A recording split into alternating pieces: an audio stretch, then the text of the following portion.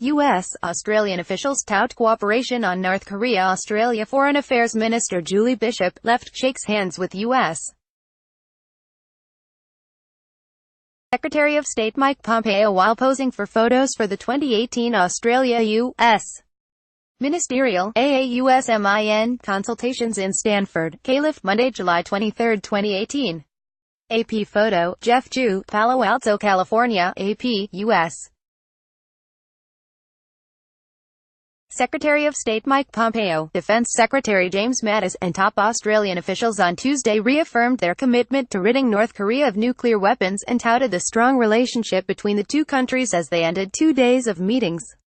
Pompeo told reporters at the Hoover Institution at Stanford University that reports that North Korea was dismantling a satellite launch site were entirely consistent with the commitment North Korean leader Kim Jong-un made to President Donald Trump at a summit in Singapore.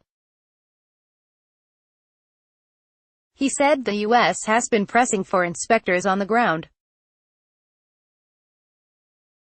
They need to completely, fully denuclearize, Pompeo responded after he was asked what more he wanted to see from North Korea.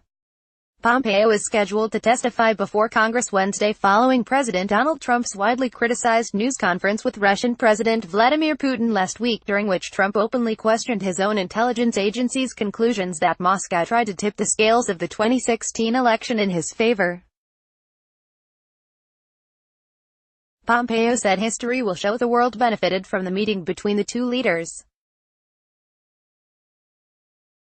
The news conference was also attended by Mattis, Australian Foreign Minister Julie Bishop and Australian Defence Minister Marise Payne, who were glowing in their evaluation of US-Australia relations.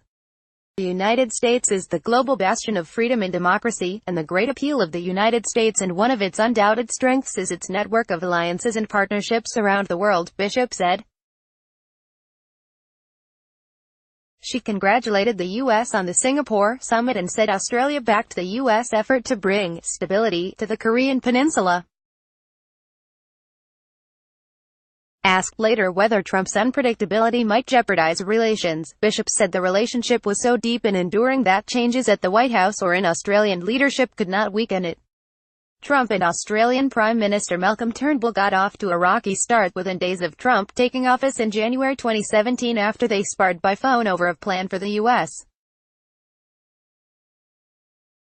to accept hundreds of mostly Muslim refugees that Australia didn't want to take in itself.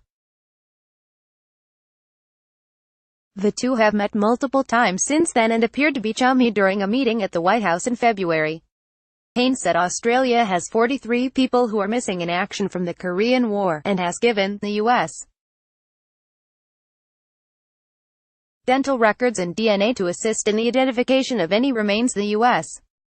may receive. North Korea has yet to return the remains of some U.S. service members, as was promised as part of an agreement signed in Singapore.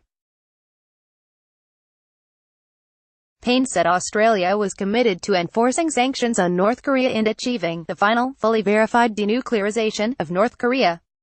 The two countries agreed to consult on their vision for the Indo-Pacific region and coordinate efforts to combat foreign interference, among other commitments made at the meeting, according to the State Department.